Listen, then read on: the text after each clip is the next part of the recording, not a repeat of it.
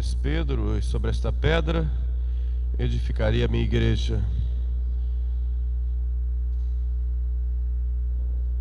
Hoje nós celebramos a solenidade de São Pedro e São Paulo, o martírio desses dois grandes apóstolos, pilares da igreja. São Pedro morreu de cabeça para baixo, crucificado, lá no circo de Nero.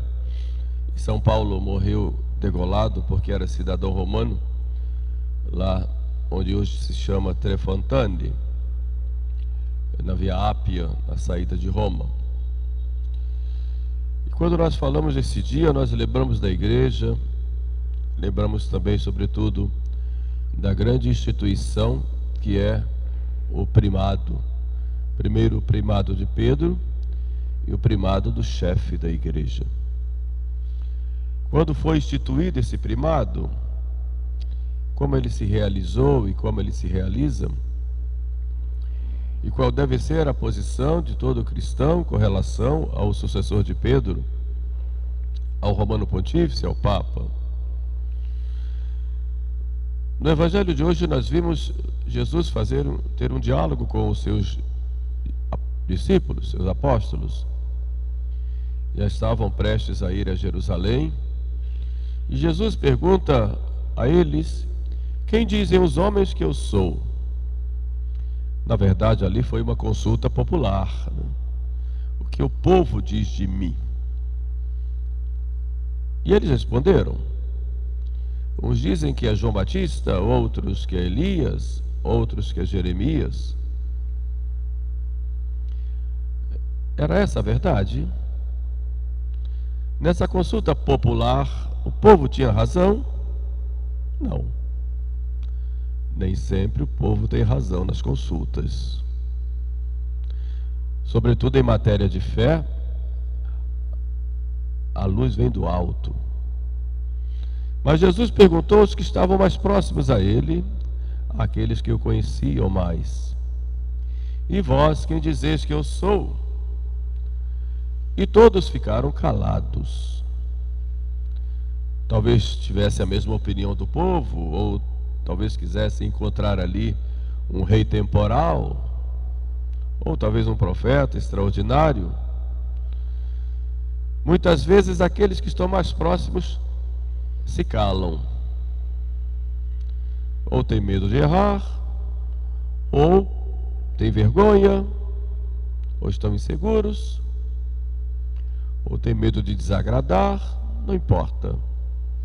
Mas Pedro, iluminado pelo alto, toma a palavra e diz: tu és o Cristo, o Filho de Deus vivo. Faz ali uma profissão de fé, primeiro no Messias: tu és o Cristo, o Messias.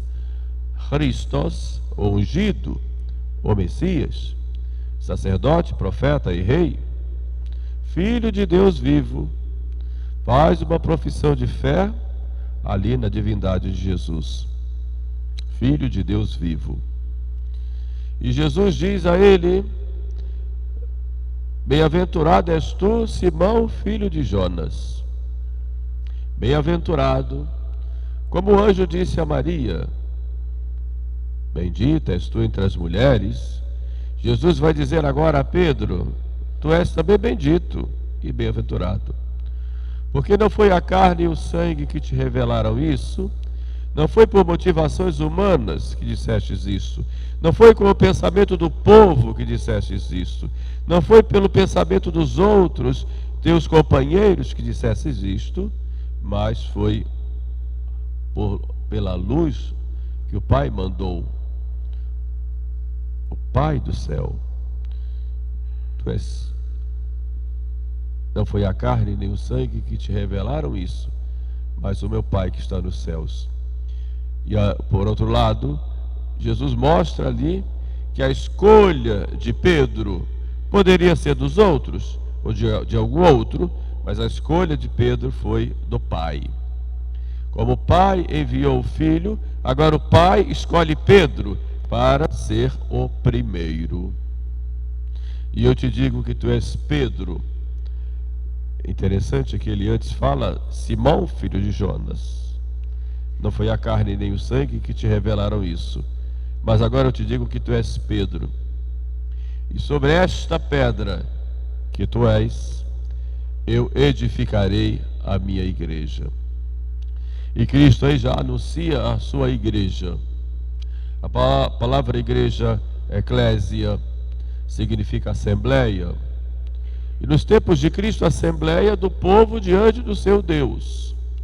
Então, eu edificarei a minha igreja. Alguns querem dizer que Jesus foi um grande homem, um grande filósofo, que pregou, ensinou, foi um grande líder. Outros dizem até que foi um líder político ou um revolucionário, mas não fundou nada. E Jesus diz: eu fundarei, eu edificarei a minha igreja como um edifício construído sobre uma pedra, que tu és, Pedro. A mesma pedra que deve ser a base da casa daquele homem prudente que quer construir a sua casa, que deve fazer sobre a rocha. E a palavra pedra ou rocha era muito usada no Antigo Testamento para caracterizar o próprio Deus. Deus é a rocha, Deus é a pedra. São Paulo, quando fala daquela pedra chamada da contradição, como alguns dizem, lá na caminhada do deserto, quando faltou água e o povo reclamou, e Moisés foi lá na pedra e bateu com o seu bastão e saiu água em abundância. São Paulo diz: esta pedra era Cristo. E São Pedro vai dizer depois: esta pedra angular que foi rejeitada é Cristo. O próprio Cristo vai dizer: esta pedra, sobre quem ela cair, esse será esmagado. Portanto, a pedra tem o sentido do próprio Deus. Próprio Deus. Das culturas antigas, o lugar de Deus. Lugar de Deus, onde Deus está. Onde Deus habita, onde Deus mostra ali a sua firmeza, a sua força. Jacó, quando foge de Esaú, ele dorme numa pedra. E depois, no dia seguinte, quando ele tem aquele sonho famoso, então no dia seguinte, ele unge a pedra e chama de Betel, o lugar de Deus, onde Deus está, onde Deus habita. E é esse sentido de pedra que Cristo dá a Pedro. Então notem que ia dizer que aquele homem, Simão, humilde pescador da Galileia, meio impulsivo muitas vezes, ele é a pedra sobre a qual Cristo constrói a sua igreja. Ele tem uma igreja. E ele não disse as minhas igrejas, disse a minha igreja. Ele poderia ter pregado e dissesse: vão pelo mundo inteiro e preguem a boa nova, preguem o evangelho. E como ele fez, mas poderia ter feito isso sem institucionalizar nada, sem nenhuma organização. Vão lá e se virem e mostrem lá e cada um faça a sua parte. Mas não, ele quis fazer uma instituição. Nessa instituição que ele chamou a igreja, esta sociedade visível, que ele chamou a igreja, que ele compara muitas vezes como um rebanho, como uma rede lançada ao mar, como uma cidade situada sobre o monte. Não importa, ele constituiu e edificou esse edifício e colocou nele um fundamento que é Pedro. Eu te digo que tu és Pedro, e sobre esta pedra edificarei a minha igreja, e as portas do inferno não prevalecerão contra ela. Portas do inferno, o que quer dizer Jesus com isso? Nos tempos de Jesus, muitas vezes os homens nobres, a palavra nobre não existia, mas vamos falar que os anciãos da cidade, aqueles que discutiam os assuntos da cidade, discutiam esses assuntos na porta, na entrada. As cidades moradas ficavam ali na porta. A gente vai ver lá, quando há o elogio da mulher, lá no livro dos Provérbios, a mulher forte, o seu marido é bem visto e ouvido com os anciãos da porta da cidade. Porque na porta se discutiam os grandes assuntos.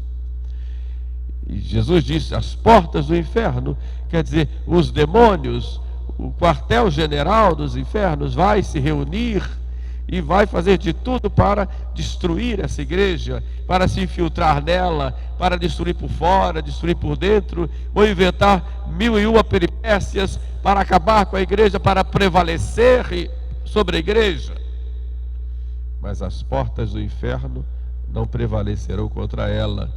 E por que diz isso Cristo a Pedro? Poderia ter dito isso lá na ascensão, quando disse, ide pelo mundo inteiro. Quando disse, estarei convosco todos os dias, acrescentaria, e as portas do inferno vão prevalecer. Mas ele diz exatamente na promessa de Pedro, as portas do inferno não vão prevalecer, porque exatamente portas do inferno vão ser vencidas com o concurso, tendo Pedro ali como centro. Tem uma ligação clara entre portas do inferno não vencer e a missão de Pedro. Isso é muito evidente. Mas é interessante que logo depois, depois Cristo diz, eu te darei as chaves do reino dos céus. E dar as chaves é dar um poder. Mais do que hoje nós damos a chave para um amigo tomar conta da nossa casa. Dar a chave era próprio para o administrador. Mas não é o administrador que vai lá e administra no sentido moderno. É aquele que vai ser a minha pessoa lá. Então, eu te darei a chave, significa você vai ser eu lá. O que você fizer, eu estou junto, estou fazendo junto. Tudo que ligares na terra será ligado nos céus. O que desligares da terra será desligado também nos céus. Esta foi a promessa que Cristo fez de modo especial a Pedro.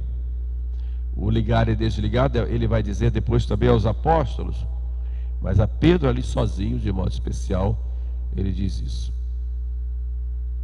Depois da ressurreição, nós vamos ver Jesus aparecendo lá no lago de Genezaré.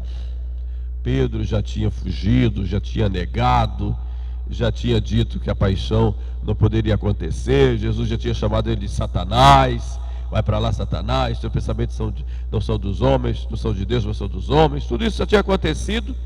E Pedro, morto de vergonha, está lá Pedro, viu o Senhor, foi e ao encontro dele, naquela segunda pesca milagrosa. E Jesus olha para Pedro e pergunta para ele 3 vezes, tu me amas? E Pedro diz, sim, Senhor, tu sabes que eu te amo. Aquela é a condição para Pedro exercer o seu ministério. E Cristo diz, apacenta as minhas ovelhas, apacenta os meus cordeiros. E Santo Agostinho pergunta, mas por que Jesus disse para Pedro apacentar? E os outros 11 também não iriam apacentar? E o próprio Agostinho responde, Jesus disse isso a Pedro para apacentar, porque os outros pastores deveriam apacentar com Pedro. Pedro, isso palavras de Agostinho, Santo Agostinho, Pedro ali era o sinal visível da unidade desse apacentar o rebanho. E tudo tinha que passar por Pedro. Então, o apacentar o rebanho, o pastoreio do rebanho, para estar unido a Cristo, tem que estar unido a Pedro. Palavras de Santo Agostinho. Então, Pedro é o princípio e fundamento da unidade do pastoreio, da unidade da pregação, da unidade da missão da igreja. Está escrito ali, naquele apacenta os meus cordeiros, apacenta as minhas ovelhas. E a gente vai vendo que historicamente Pedro vai exercendo essa missão. Já no dia de Pentecostes, é ele quem faz a primeira pregação, é ele quem diz o que é que precisa ser feito para poder ter a remissão dos pecados, é ele quem vai batizar os primeiros pagãos, vai lá, batiza a família de Cornélio, é ele que vai exercendo o seu ministério. Embora tenha lá suas dificuldades, suas limitações, é ele que vai exercendo. E vai deixando seus sucessores, morre lá do seu martírio lá em Roma, fica lá lindo e continua exercendo seu ministério de chefe da igreja, lindo, Clemente, Anacleto, e vai embora até hoje. E a igreja sempre foi dotada de sucessores. Houve muitas crises, já no tempo de Pedro, quando São Paulo precisa chamar a atenção dele, porque ele estava se afastando daqueles que tinham vindo do paganismo, por influência dos judaizantes, e São Paulo diz: eu tive que resistir na face, porque a sua ação não estava de acordo com o Evangelho, e Pedro se arrepende e acerta o caminho, e assim vai. E na história da igreja a gente vai ver isso. Papas muito santos, mas papas que também não cumpriram pela sua vida, pelo seu testemunho, aquilo que Jesus espera de um chefe da igreja. Mas a missão dele é ser o princípio e fundamento da unidade. Aquele que confirma na fé, aquele que santifica e aquele que governa. Tu és Pedro, e sobre esta pedra edificarei a minha igreja. Há papas que agradam, outros não. Hoje as pessoas dizem: este papa não me representa. Tá certo, o papa não te representa mesmo. O papa não está ali como um deputado que você elegeu para te representar. Claro que não. Não existe papa me representar. O papa é o sucessor de Pedro. Está ali em nome de Deus. Mas eu não gosto do papa. Mas o papa não é para se gostar, é para estar em comunhão com ele. Você pode não gostar do papa, como você pode do papa atual, como você pode não gostar de Alexandre VI, que tinha filhos. Pode não gostar de Júlio II, quando você foi lá falar com ele, ele estava lá envolvido com as guerras. Pode não gostar de um Bento IX, que você, um rapazinho papa de 18 anos, que tinha usurpado o poder, comprado lá para ser eleito papa, porque quando foi falar com ele, ele tinha bebido, estava cheio de vinho, lá numa taberna. Pode ficar aborrecido quando você foi procurar o Papa Estevão VI, e ele tinha feito lá um concílio, chamado concílio cadavérico, contra o Papa II, o Papa anterior, o Papa Formoso, porque tinha raiva do Papa anterior, e tirou o cadáver do Papa do túmulo, e vestiu lá com as vestes pontificais, colocou sentado e chamou os bispos para fazer lá um arremedo de concílio para condenar o Papa anterior e dizer que o que tinha antes tinha tudo sido inválido. Você foi lá e viu e ficou insatisfeito. Mas ele era o Papa. Era o Papa. Era o teu chefe. Era o sucessor de Pedro. Por tudo isso a igreja passou, meus irmãos. Por tudo isso. E momentos difíceis, dolorosos, de dúvidas, momentos assim de desafios, mas momentos também maravilhosos, mas dolorosos. Hoje nós passamos por tempos dolorosos, de incertezas, de inseguranças. Quando esperamos a segurança e estamos assim inseguros diante do que é humano na igreja, embora tenhamos segurança naquilo que a igreja tem de divino, porque ela é divina na sua essência e humana nos seus membros. E não podemos cair no sede-vacantismo, negando simplesmente que não existe. Tudo que está aí é falso e não existe. E mas por quê? Porque está cheio de heresias. Mas me aponte uma heresia formal, como Lutero, por exemplo, que dizia que não existia purgatório, ou que a Eucaristia não é o Cristo, ou outras heresias, formalmente falando. As atitudes podem ser atitudes que criem transtornos, dificuldades, em muitos lugares até um pânico, mas a heresia como tal ali a negação de um artigo da fé.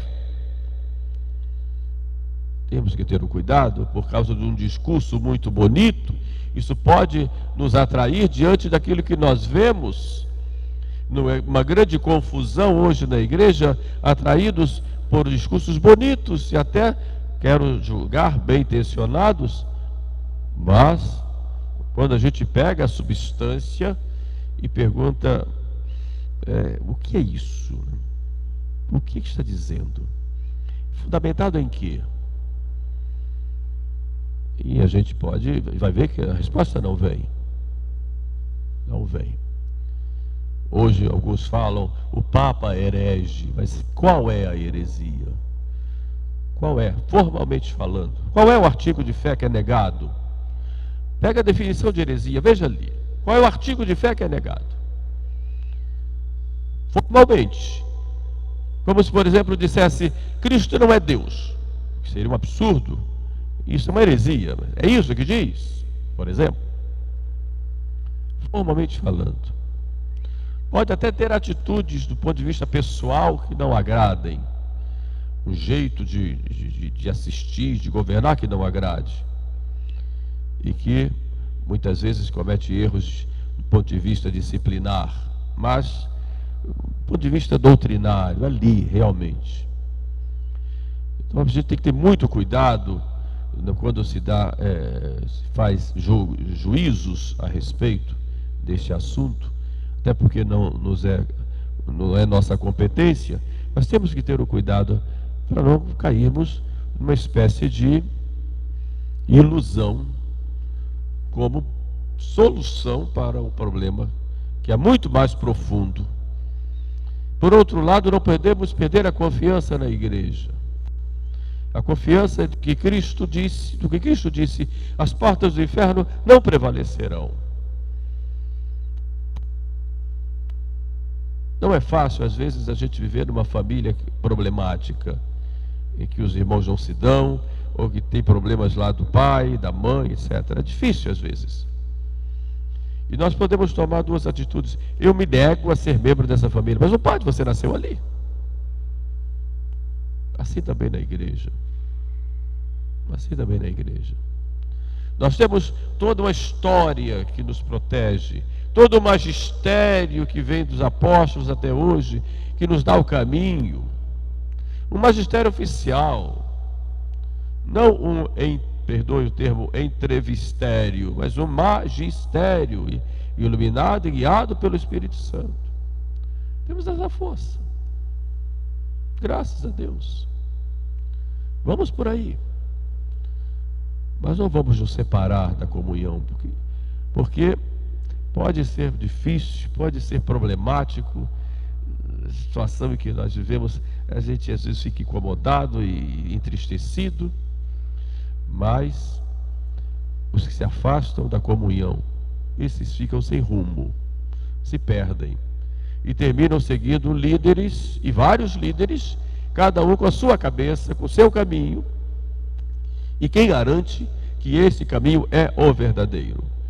Quem garante que não se funda hoje, em muitos ambientes, até tradicionais, uma espécie de igreja espiritual, que foi condenada já, e que era a igreja querida por Lutero, que dizia que Cristo fundou realmente a sua igreja, mas a sua igreja não é uma instituição, a sua igreja está no coração daquele que aceita Jesus, como fazem os protestantes hoje.